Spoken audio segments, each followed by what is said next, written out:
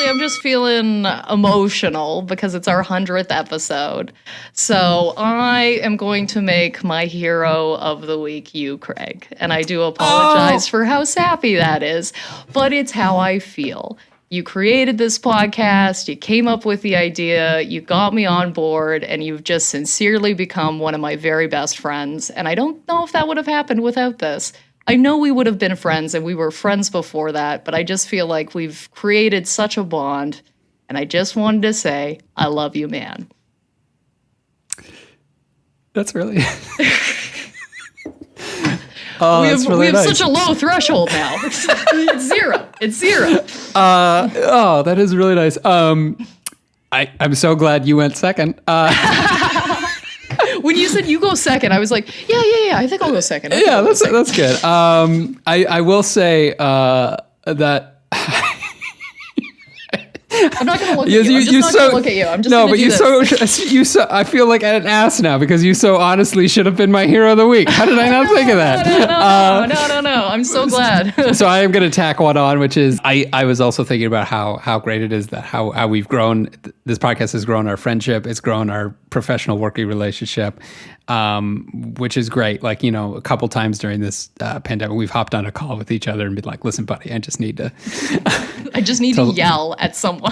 Yeah. And it's been absolutely fantastic. So thank you for being a fantastic co-host, great friend. 100 episodes. Here's to 100 more. Then we're calling it 200 episodes. Then we've run out of movies. We're going to go fishing on Lake Ontario. You can like hire guys to take you out, I guess, on their boats. And then sometimes it can be pretty expensive, but whatever. So we book this guy and this guy like blows us off, which is so weird. He's just like, oh, sorry, like something happened with the boat.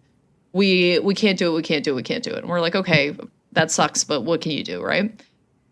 2 weeks later, he says, okay, if you want, you guys can come out this weekend and we're going to go on our fishing trip, whatever. And it's going to cost you like half price, or you guys can decide the price, basically. We're like, oh, okay. So we go out, and this guy, the second we arrive, I can tell this man is not correct, okay? This man is not all together, okay? He doesn't have his life together. To the point where there are several moments during the trip where I'm like, I don't think this is your boat. like truly, I don't think this is your boat. Because he starts going on these stories, right? About like how he owned a gas station and he owned this, and like I'm starting an app, and then he just basically explained an app that already exists. It was so weird. I was like, this guy's a space cowboy. Like, you can't believe anything coming out of this guy's mouth. Anyway, as soon as we get on this boat, we've packed snacks, right? Because it's going to be a day, right? So he tells us to bring snacks, Gatorade, all that kind of whatever, right?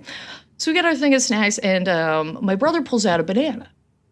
And he goes, what are you doing? Like, he stops dead. Like, this is not correct to him. He's like, what are you doing? And he's like, I don't know. I was going to eat this banana, man. Like, what do you want? And he's like, there are no bananas on the boat. And he starts freaking. He's like, you cannot have a banana on this boat. He's like, if we have bananas on the boat, we're not going to catch anything all day. We're not going to catch anything.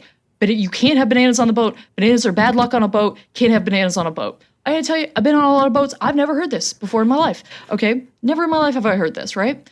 So this guy is like, and we don't want to throw these bananas away. So I'm like, okay, we'll just eat them right now. Like, we're already out on the water, right? So like me and my family, we're all eating, like we're eating bananas. Like I think my brother ate like 3 back to back. Okay, like we're all just stuffing these bananas into our faces because this wizard man told us to. I don't know. Anyway, and he is taking these banana peels and just launching them into Lake Ontario. He's just launching them into the lake. And I'm like, what is going on here? Like, this guy is, the only thing he said that I believed was that he was divorced. I was like, that checks out. That checks out, actually. I'm pretty sure that's true. Anyway, he's launched these bananas out. Anyway, we're out on the water. Like, 3 hours goes by. We don't have a bite. But it's also very clear that this guy has no idea how to fish. So, like, He doesn't know where to go. He's like, but he's talking like he really knows, which is very funny. 3-4 hours goes by. We haven't caught a thing. He's like, you know what? This isn't right. This isn't right. He's like, I'm gonna pull up the reel. We're gonna see what's going on here, right? And hand to God, I've never seen anything funnier than this. He pulled up the reel and there was a fucking banana peel attached to the line. And I have never laughed so hard in my I don't think I've ever laughed so hard in my entire life. I was crying laughing. This man starts he's like, oh my fucking God, of course, this is why we haven't been catching anything. I told you no bananas on the boat. We could barely, he had to yell because we were all laughing so hard. It was honestly, I couldn't write anything funnier than that. No. Like him pulling that peel up, I can't believe he was right.